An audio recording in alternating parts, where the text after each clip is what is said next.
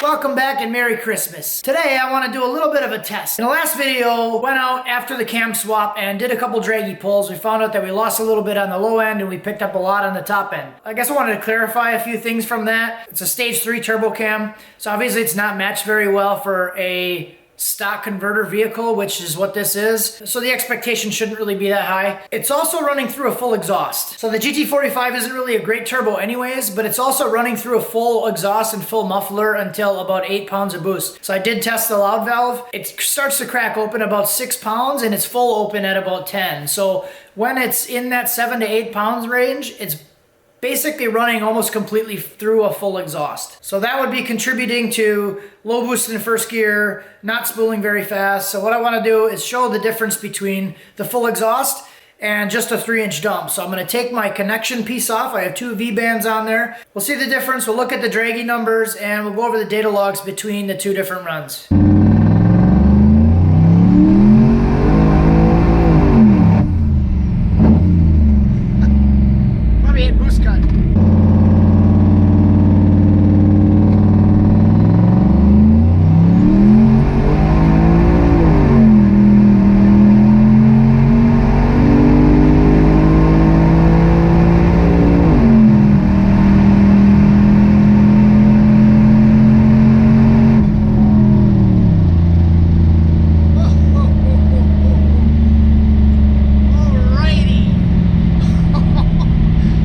Really good.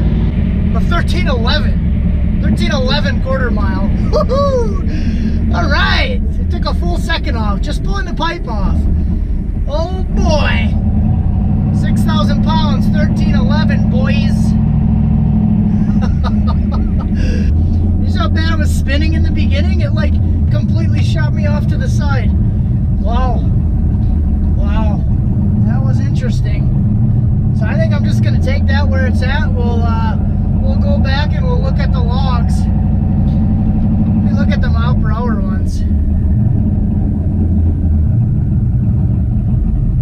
110, dude. 110. 1311, 110 and a quarter, 6,000 pounds. And I still didn't take the ball jars out of the back. I know a lot of you guys are worried about that. Alright, well that was definitely an interesting test. I knew it was going to gain, I didn't know it was going to gain that much, so I'm actually pretty happy with how it went. So I think what I want to cover here is how much of the exhaust gas is still going through the full exhaust and how long it's going through. So even though I do have the exhaust valve on it, it does take a long time to open and the restriction doesn't really help that turbo spool at all. So let's check out the logs. So the dotted line is with the pipe removed, so that's just a free-flowing 3-inch dump. And then the solid line is the boost for when it has the exhaust valve, whether it be open or closed. So I overlaid these two with the reference point here for the speed. When I lift off the brake and the vehicle starts moving, you can see they're both together, so they're at the exact same point. You look at the blue line with the pipe connected, it's basically making 1 pound of boost for quite a while, and then it finally comes up and it makes 8 pounds at 7,000 RPM. So 68.20. It's finally wanting to make about 8 pounds. So basically all of first gear, it's just trying to make boost and starting to open the valve. Valve starts to crack open at about 6 pounds. So 8 pounds is probably about a third, maybe a halfway open. After the 2-3 shift, boost spikes and then it pretty much stays full open the whole time. But if you look at the dotted line is always higher. So with that pipe removed 3-inch dump, it's always making more boost. The interesting part here, while it's still on the foot brake and the vehicle's not moving, it starts moving right here, it's making approximately 3 pounds. So it's making more boost, starting at a better point. But look at the RPM plot. As soon as it starts rolling forward, RPM comes up a lot quicker and gets to the 1-2 shift about 1 second sooner. So if we look right here, 79.5 to 78.4, so it's a full second sooner on the 1-2 shift, and it's about 1.5 seconds earlier on the 2-3 shift. So it's getting into third gear about 1.5 seconds earlier than it did when it had the pipe on. So comparing boost again, it starts to roll over right about 12 pounds instead of the 8 pounds that it wanted right here. So it's making a ton of boost a lot earlier, and it's actually making it almost 2,000 RPM sooner. So dotted line, it's making more mile an hour, it's making more boost, RPM is coming up quicker, it's getting to the gear changes sooner, It's just overall faster.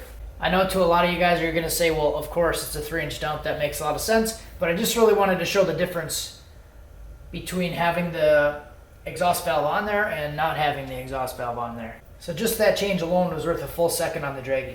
So that's pretty much it, guys. Hopefully that answers some questions that might have come up in the last video. It was definitely a big improvement, a lot better than I thought I was gonna do. It really did help utilize the cam on the low end. And after that, I'm a lot more excited to get the 4L80 and get the converter in there. It's already capable of making 3 to 4 pounds on the foot brake at 2,300 RPM. It should do even a lot better when I can actually rev the thing to 3,800 and let it build boost there. The issue that I'm gonna start running into is traction. I can tell already just from today. You can see in the video, it kind of like wants to jerk the wheel out of my hands because the front wheels are starting to spin. In some ways that's a good thing because it's not loading everything up as hard, but it's also shocking the drivetrain a little bit more, so I don't really want to do that either. So I think that'll probably be the last time I have this thing out with the 4L60. I'm going to start working on getting everything apart. Next few videos I'll be putting the transmission back together, so stick around. Hopefully you guys will enjoy that stuff, and make sure you do the things.